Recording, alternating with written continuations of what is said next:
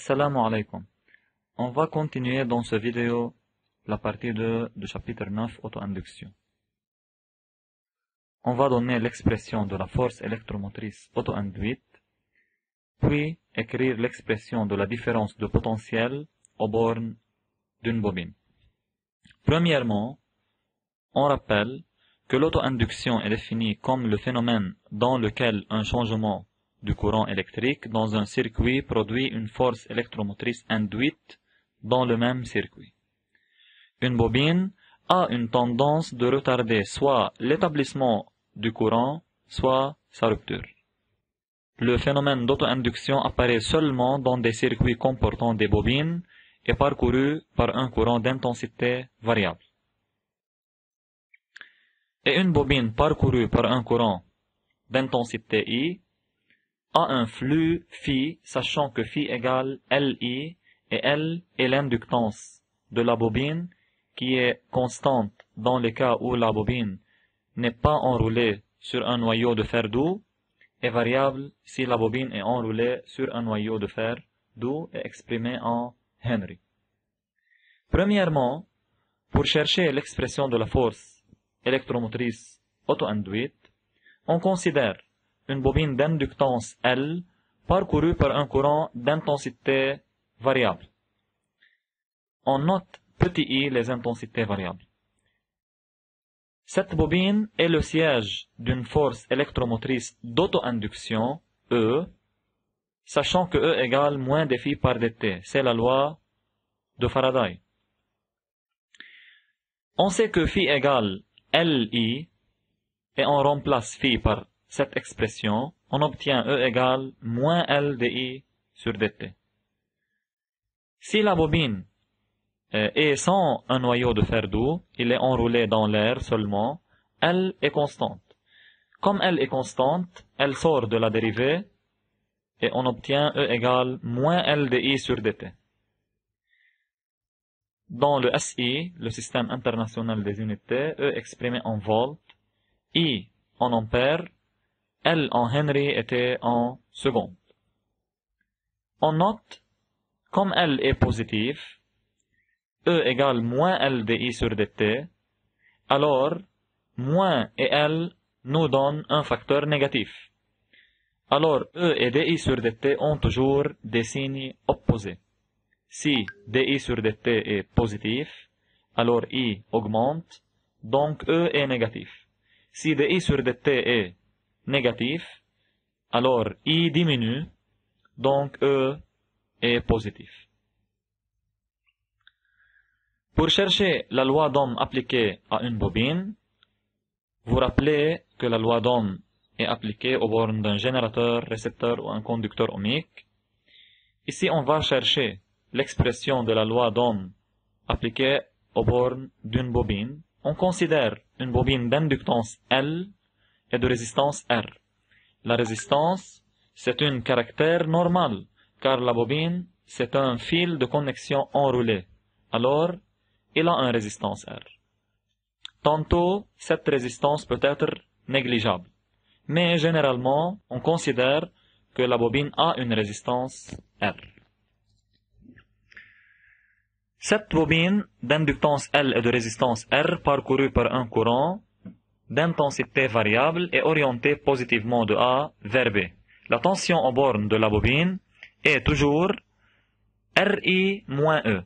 Ri, c'est la tension due à la résistance multipliée par l'intensité du courant, moins E. E, c'est la force électromotrice d'auto-induction. En remplaçant E par l'expression moins LDI sur dt, moins et moins nous donne plus. Alors on obtient Ri plus LDI sur dt. Finalement, on peut noter que UL, qui est la tension aux bornes de la bobine, U égale UAB égale Ri plus LDI sur dt. En cas de régime permanent, c'est le cas où I est constante. Quand I est constante, sa variation est nulle, c'est-à-dire dI sur dt égale 0. Quand dI sur dt égale à 0, l'expression sera UAB égale Ri. C'est la loi d'Ohm appliquée aux bornes d'un conducteur ohmique. Alors on peut dire que si la bobine a une résistance R, elle se comporte comme un conducteur ohmique si dI sur dt égale à 0, c'est-à-dire dans le cas de régime permanent. Si la bobine n'a pas de résistance interne, R égale à 0, ou on considère cette résistance négligeable, on dit que UAB égale à 0. Dans ce cas, la bobine se comporte comme un fil de connexion. En effet, la bobine joue plusieurs rôles selon la variation de I. Premièrement, la bobine parcourue par un courant I est orientée positivement de A vers B. Il y a 3 cas. Si I augmente, ou I diminue, ou si I reste constante. Premièrement, dans le cas où I augmente, et comme on a dit précédemment que dI sur dt et E ont toujours des signes opposés. Comme dI sur dt est positif, alors E est négatif. Quand E est négatif, dans ce cas, la bobine agit comme un récepteur. Ce récepteur peut être considéré comme un générateur en opposition avec le générateur principal. Deuxième cas, si I diminue avec le temps, alors dI sur dt est négatif, E est positif, alors la bobine agit comme un générateur. Ce générateur peut être considéré en série avec le générateur principal. Finalement, si I est constante, alors dI sur dt égale à 0, E égale à 0, la bobine n'a aucun effet magnétique dans le circuit, alors la bobine agit comme un conducteur ohmique pur. On peut la considérer comme un conducteur ohmique dans le circuit. Application. Une bobine d'inductance L égale 0,2 Henry et d'une résistance R égale 2 ohms est parcourue par un courant d'intensité variable d'expression I égale de T.1. Dans l'intervalle 0, 1, I est exprimé en ampères. Première question. Calculer la force électromotrice auto-induite qui apparaît dans la bobine. On rappelle que E égale à moins LdI sur dt. Alors, il suffit dans ce cas de calculer la dérivée de l'expression de I. dI sur dt, c'est la dérivée par rapport au temps, égale 2. Pourquoi l'unité est ampère par seconde? Car on a divisé le courant sur T, I exprimé en ampères, T exprimé en secondes. Ensuite, on dit que E égale moins LdI sur dt. On remplace L par sa valeur qui est 0,2 Henry et dI sur dt 2, on obtient moins 0,4. L'unité de E dont le SI est volt. Deuxième question. Calculer la tension UL aux bornes de la bobine à l'instant T égale 1 seconde. On rappelle que la loi d'Ohm aux bornes de la bobine donne l'expression UL égale RI plus LdI sur dt.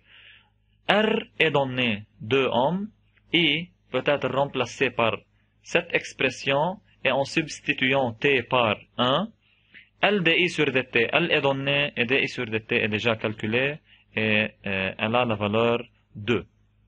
On remplace chaque terme par sa valeur, on obtient E égale 2,4 volts. Alors, la tension aux bornes de la bobine, à l'instant T égale 1 seconde égale 2,4 volts. Et vous constatez la différence entre la force électromotrice d'auto-induction et la tension aux bornes de la bobine. Troisième partie, déduire le rôle de la bobine dans le circuit pour T entre 0 et 1.